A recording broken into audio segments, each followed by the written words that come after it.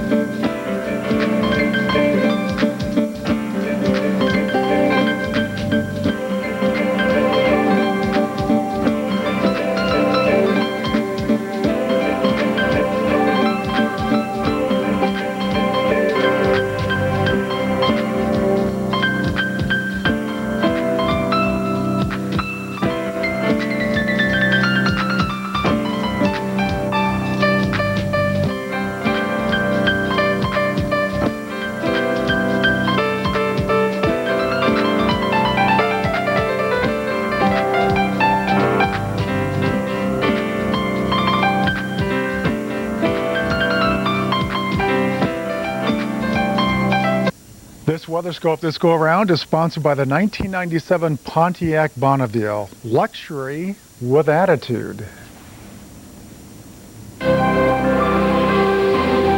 This is WeatherScope. Once again, Florida is attacked by tornadoes overnight, leaving injuries and massive destruction. The storm system is making its way now towards the northeast, and that could mean severe weather for those of you in New York by this afternoon. Good morning and welcome to WeatherScope. I'm Will Annan. There's also a snowy side to this storm system as well. It's plaguing the Midwest right now and also parts of the plains, and behind it is some very cold air that will be felt eventually all the way down to the deep south. We begin this morning with the severe weather coverage, and for that let's go to Rick Griffin. He is now standing by in the forecast center. Thanks a lot, Will. Good morning. Just a reminder again, both the tornado watch boxes that were in effect a little while ago have now been canceled. That's for the Virginia, North Carolina, South Florida area, and fairly soon the threat of heavy thunderstorms around the Chesapeake Bay and in southern Florida will diminish. But as Will mentioned, later on the New York City area may be under the gun, and right now some strong storms developing in Ohio. We'll check those out in just a moment. First, the weather map. This look at Florida. Still some strong thunderstorm activity here. We'll look at radar shortly, but the bottom line is it should end quickly as a front continues to sweep through the state and drier air arrives in the Sunshine State, bringing an end to what was a turbulent night last night. We've just received some video from overnight damage in Osceola County. That is one county, as you remember, a couple of weeks ago that was hammered by tornadic activity, and in this case, high winds, possibly a tornado, ripped into this carport and home. Wreckage was tossed around the neighborhood, damaging cars. Luckily, police say there were no injuries reported in this incident. One county to the south, Highlands County, structural damage to 2 homes overnight, damage to a hospital, many trees and power lines down in Avon Park. No injuries known at this time in that particular event.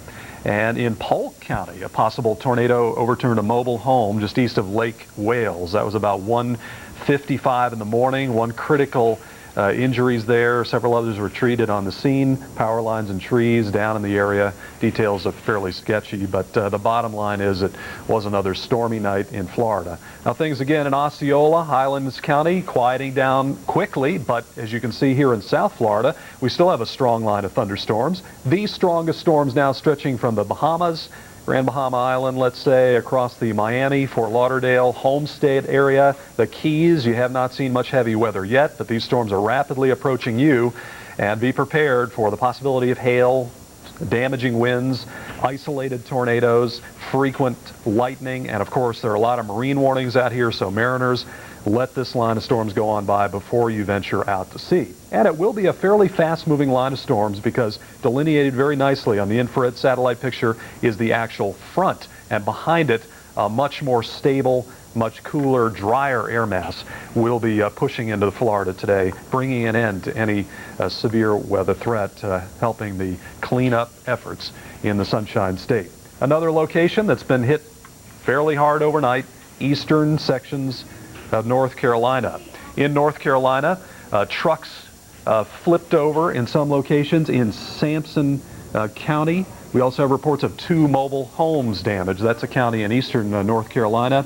70-mile-an-hour wind gusts in Pender County, and a tractor trailer flipped over in Columbus County. That's near the town of Nakina. That was in about 2:50 in the morning, eastern North Carolina. Right now, the storms are diminishing over the Outer Banks, and Norfolk Newport News, you had a pretty good line of storms move through with frequent lightning and heavy rain. Now that line of storms is up here across the Delmarva from near Salisbury, Ocean City, up to about Dover in Delaware.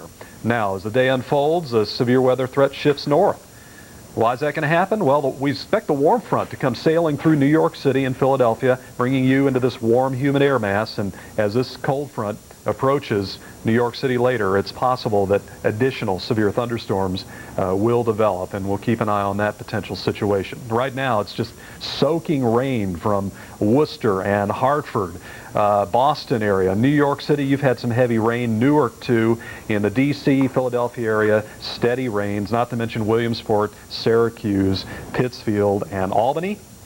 And back across Ohio, some heavy storms. And in Holmes and Wayne County, a flash flood warning is in effect. Flash flood watches exist here.